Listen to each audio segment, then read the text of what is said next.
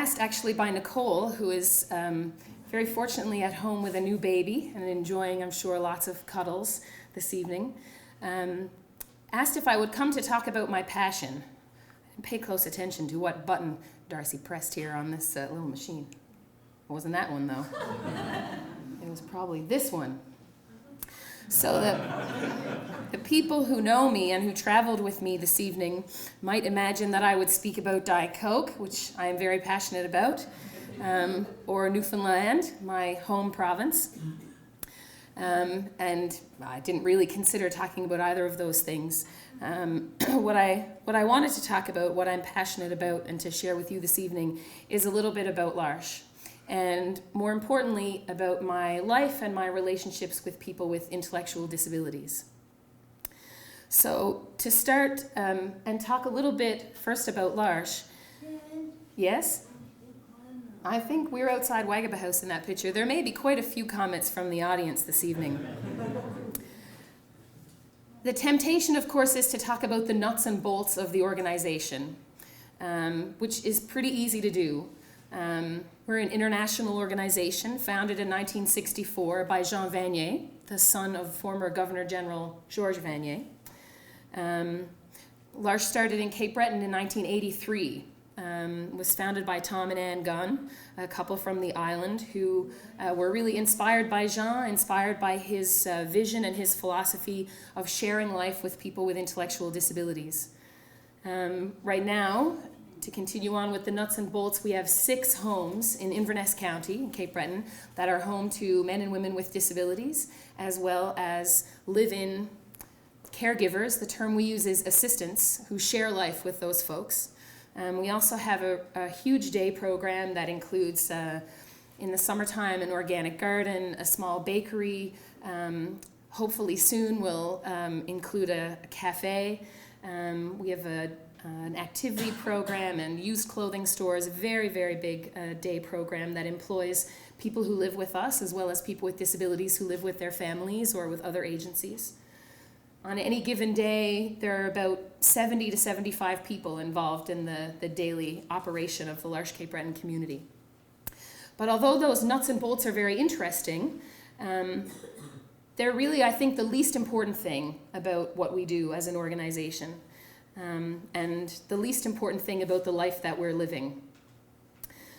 The essence of L'Arche is much, much more than nuts and bolts, and it's much more than houses and day programs.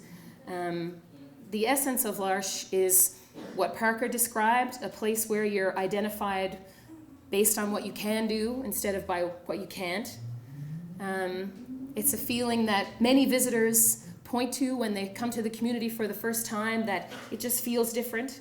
When you arrive there and you can't quite put your finger on what it is, but something about it feels different than other places you've been. I think that has something to do with Maggie and Trevor and Chris and people who have such an incredible gift of welcome. It's a place where weakness is not something to shy away from or to pretend doesn't exist, but it's actually something to learn from, and even more radically, something to embrace and something to celebrate, the weaknesses in ourselves and in others. So I knew I wanted to talk about L'Arche, and I want to talk about my life in L'Arche and my relationships with people with disabilities. The question is, how do I do that? I think for people who are passionate about something, and I would guess there's lots of us in this room, and who've been fortunate enough to find a vocation that's worthy of our lives, which certainly I think those of us in L'Arche have found. The challenge is always to narrow it down. What's that saying? I'm sorry I wrote such a long letter, I didn't have time to write a short one, right? It's what's the essence? What's important for me to talk about with you guys this evening? Because there's lots and lots that I could say. And there's lots of other L'Archies here tonight who have as many or more years under their belts as I do, who could say plenty as well, and probably say it as good or maybe even better than me, although I doubt it.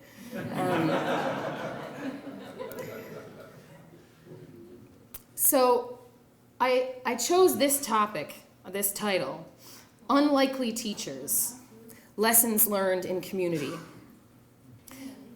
Because if there's one thing that's true about my life in L'Arche and my relationships with folks with disabilities is that it's been a tremendous source of learning for me in my life. It's a dangerous choice, though. Cardboard acts notwithstanding. It's a dangerous choice to talk about what have I learned from people with disabilities. And I want to say a little bit about that. People who've come to be assistants at L'Arche, who've come to help in our community or in L'Arche communities everywhere, know very well the refrain that we get from strangers or friends or family. You must be such a special person. Probably some of you have said that to your friends or family or those of us who you know who've worked at L'Arche. Living with those people, I mean, I couldn't do it. I really couldn't do it. You must be such a special person. You must be so patient. And even if deep down we really wish that that was true, we know that it isn't really, that that's not really the case. And in fact, the more we come to understand our place in the community, we realize that that is an extremely disrespectful and a degrading attitude towards our people, towards people with disabilities. So we push that away. You must be such a special person. The danger is, though, that it can just get flipped right around on its head, right? And we can instead elevate people with disabilities to some kind of perfection, that they're so special, these people. Oh my gosh, they're just wonderful. I once had somebody say to me, well, it's no wonder they have no gray hair, sure, what do they have to worry about? You know? We have this kind of almost like a mythical view of people with disabilities. And that's not true either, right? That's just as disrespectful, and it's just as degrading to Coralie or to Lindsay or to so many people with disabilities who we know. The truth is that people with intellectual disabilities are people. They're just like me, and just like you, and just like your mother and your brother and your daughter, your son. So they have great senses of humor and short attention spans and bad tempers and enthusiasm and all the same qualities and characteristics and flaws and gifts that everybody else has. Hopefully, to an enlightened audience like you guys, that's not a big shock. But what might be shocking is to see our people as teachers.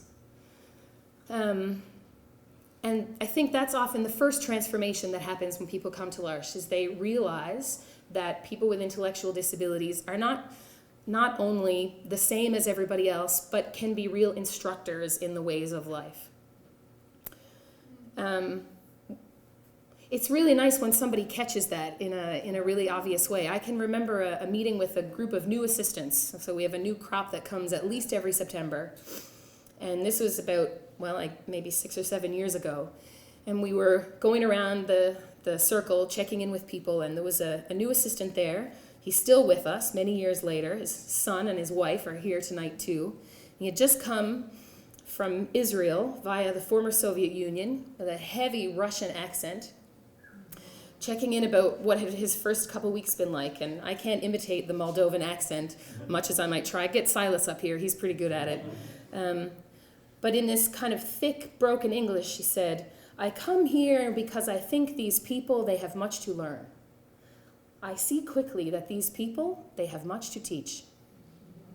That's still one of my favorite moments ever in L'Arche, because it's like, that's it. That's what we've been trying to live. And somebody who I didn't have a chance to indoctrinate figured it out on their own. And it means it's really happening. I learned later you don't indoctrinate a mill. Even if you want to, it doesn't happen. People who know him are chuckling.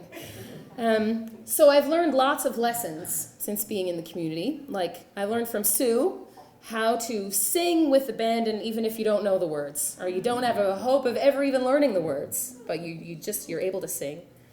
I've learned from Trevor the joys of a pair of red spike heels.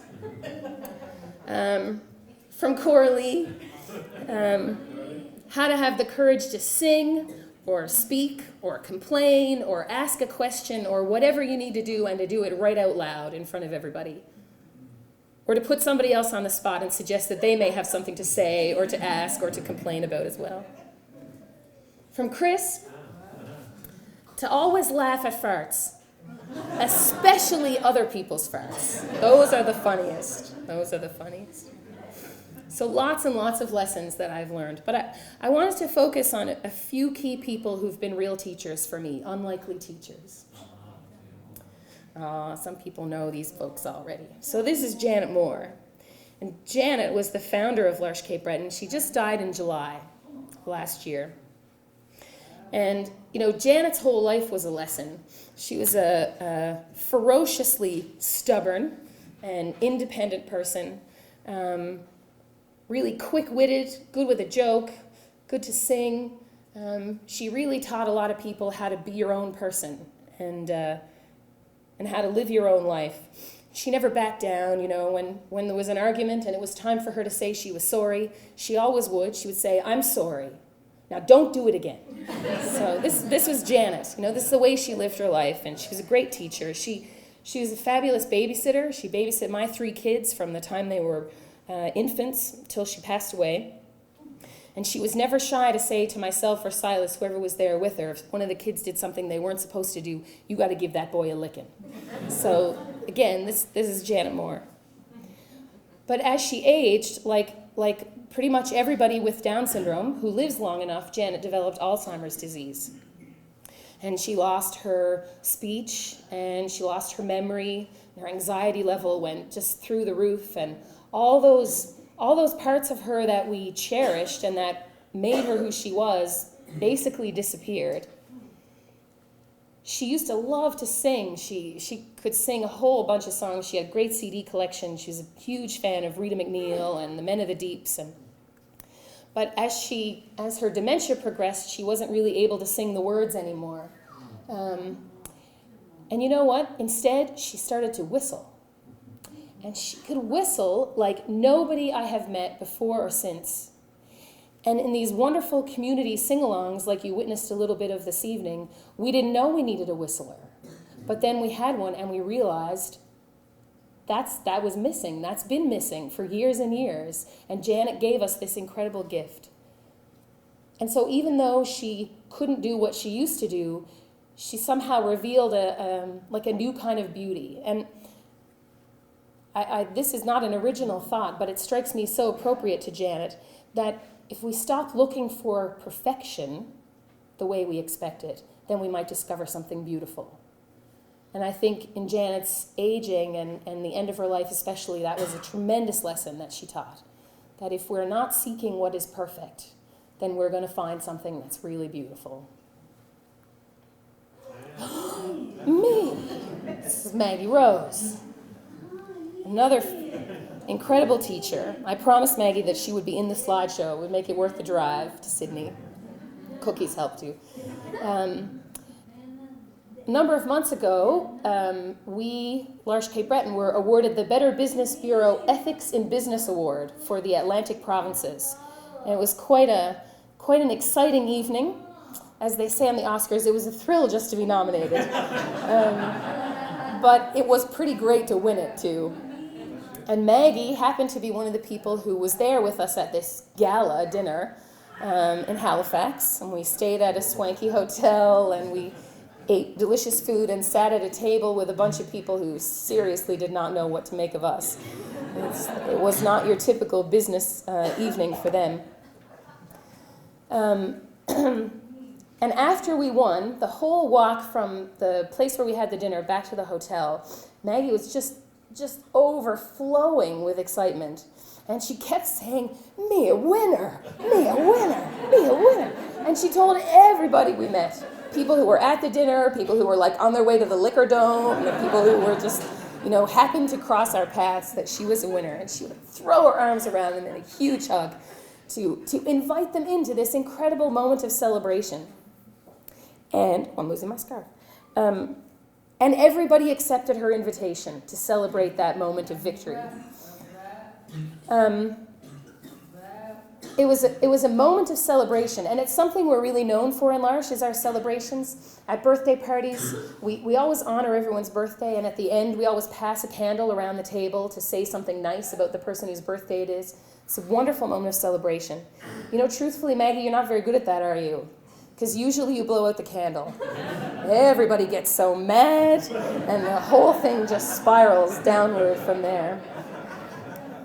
And I'd say also, Maggie, truthfully, you're not really good at big parties in general, right? There's a lot of stress, there's a lot of people there, you got to wear something nice, you're not supposed to get it dirty, and a lot of other people want to be in the spotlight at a big party, and that's often hard for Maggie Rose.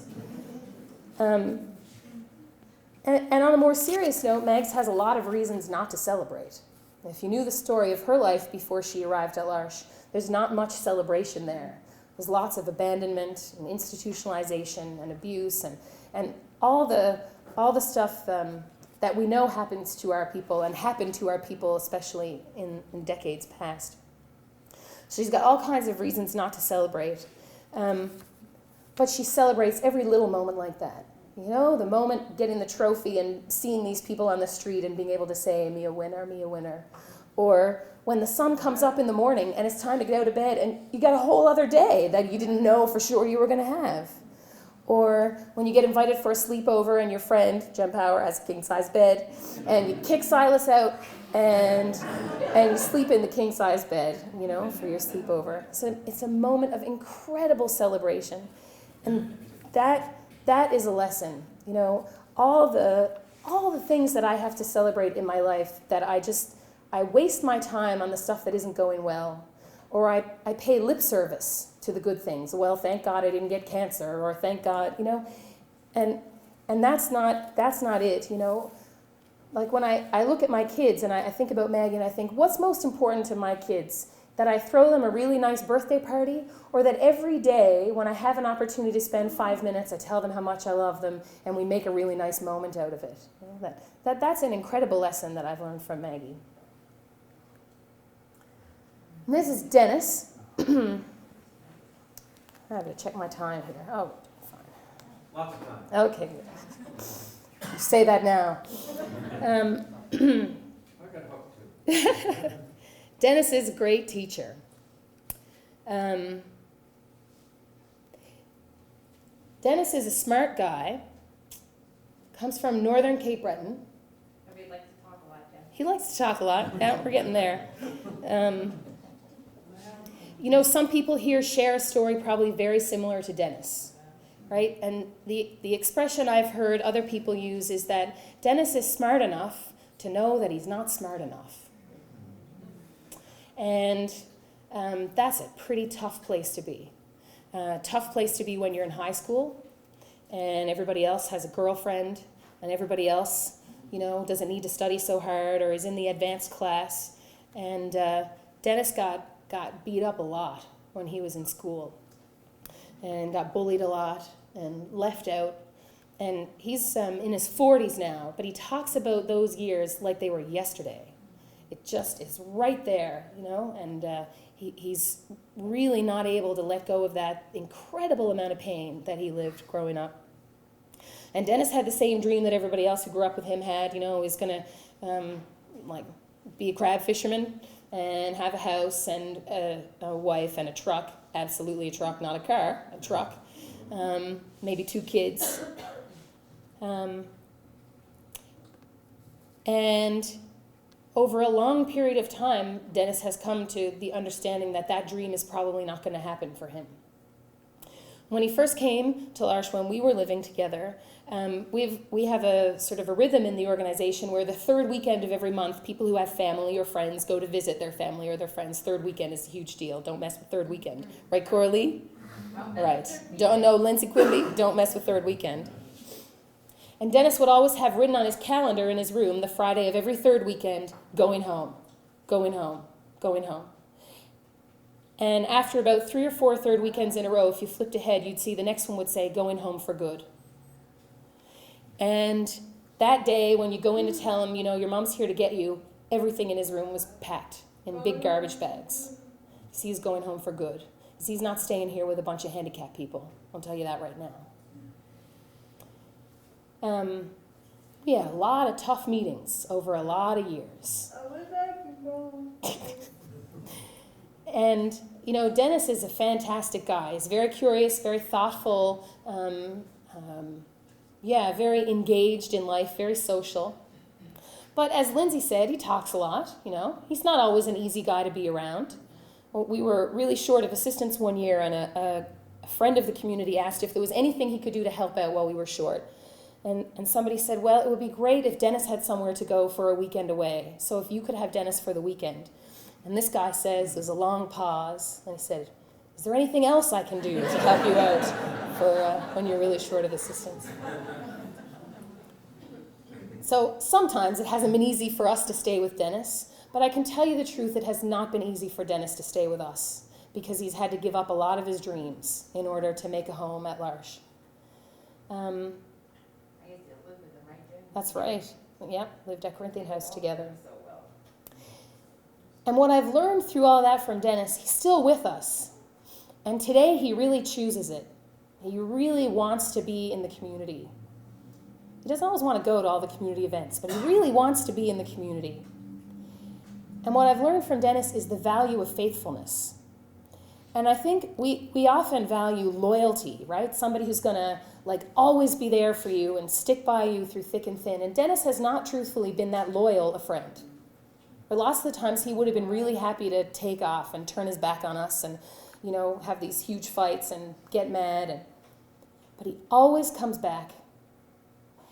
And that's the difference between faithfulness and loyalty, right? And I would rather have a faithful friend, and I would rather be a faithful friend than a loyal friend. So I would rather be able to fight and turn away, but keep coming back. And that's a lesson that Dennis teaches, and he keeps teaching that every day for those of us who are open to listen to it. There's Angus and Heather. These two people taught me to expect the unexpected. Angus was similar to Janet, had been a founder of the community in the very early days. He'd come back in the early 80s, just a few months after Janet. And when Angus was well over 60, so he was 23 years into his time at L'Arche and pretty settled, and he'd already retired from his job at the pharmacy and the grocery store. And I get a call from Angus one evening, and he has this kind of whispery voice that some people in Inverness County talk with, this sort of old-fashioned way. Oh, I got engaged, he says. And, well, that's the last thing I ever expected, that Angus was ever going to call me to say that he'd gotten engaged. That, yeah, he's over 60. Angus never thought he'd live to be 60. Whatever about live past 60 and then decide to get married. But this is Heather. Angus and Heather had been boyfriend and girlfriend many, many, many years before Angus ever came to L'Arche. But the social worker who supported them way back in those enlightened days told them that handicapped people didn't have boyfriends and girlfriends. And so they had to break up. And, well, Heather will tell you a Harlequin romance version of the story that, yeah, I'm never sure how much of it is factually true. As David, one of our community members, says, I don't know if it happened, but I know it's true. that this love story between these two people spanned 40 years.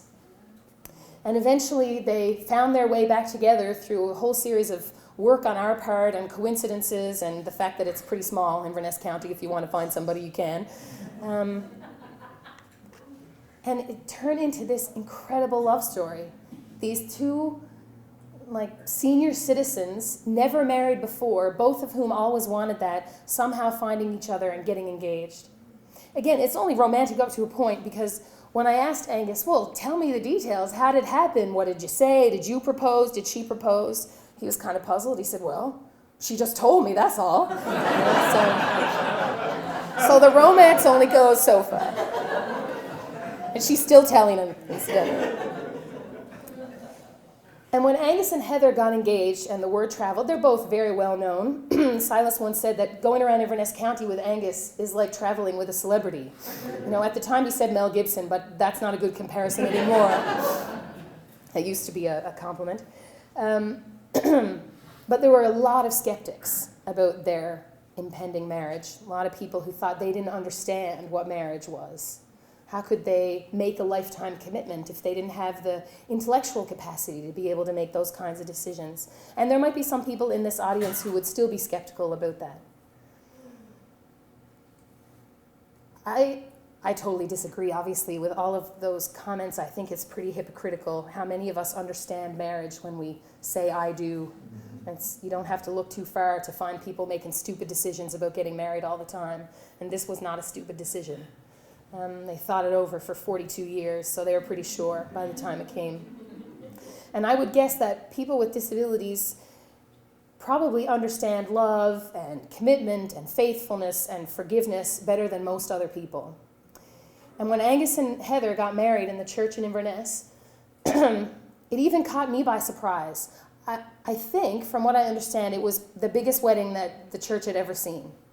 And it was like this moment where kind of collectively everybody realized something incredible is happening here today. And when they kissed, that was a kiss.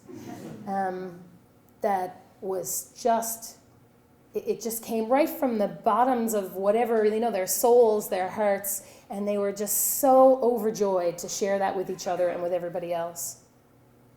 Then we went back to the hall for a reception.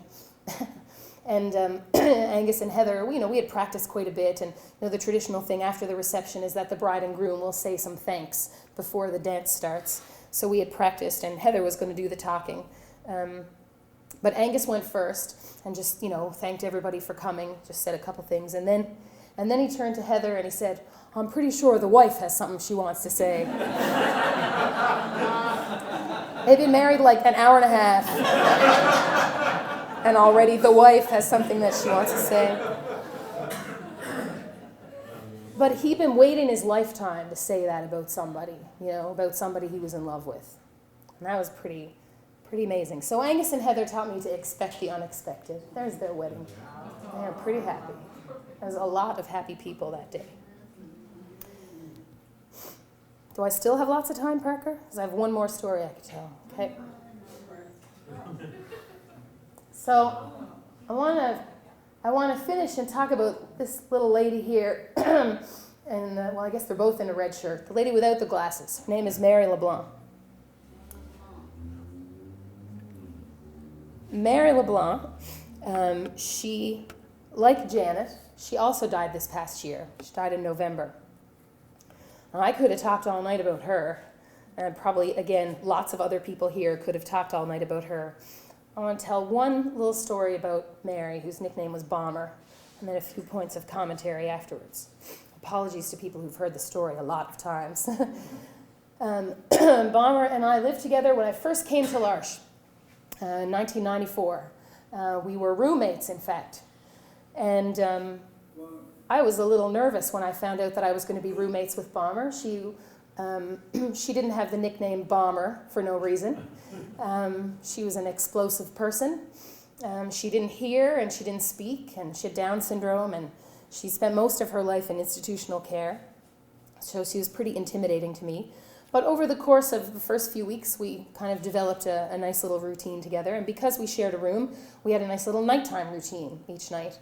And it involved me tucking Bomber into her bed, and I would sign to her, "I love you," and she would sign it back. I could have signed, anything at all. She always signed back whatever you did. So, "I love you. You and me are friends." And she would always sign the same thing back, and it was just lovely. And I thought that her and I had, the most special relationship ever, as all new people do when they first come to the community. So I had been around for like 6 or 7 weeks, and we had our first evening when Bomber and I were alone in the house together. Everybody else was gone out. It came time for bed, and I told her as such that it was time for bed, and she told me that, in fact, it was not time for bed at all. And so we had some negotiation. I took the clock off the wall, and okay, when the big hand gets to here, then it'll be time for you to go to bed. Oh yeah, thumbs up, everybody was good. That was an agreement until the big hand came to where it was supposed to be, and then in fact it was not an agreement anymore. And I had quite a bit of experience working with people with disabilities, and in my naivety, I knew that I had established some boundaries here, right? That I was the one who was supposed to be in control, and she was going to have to learn to listen to me.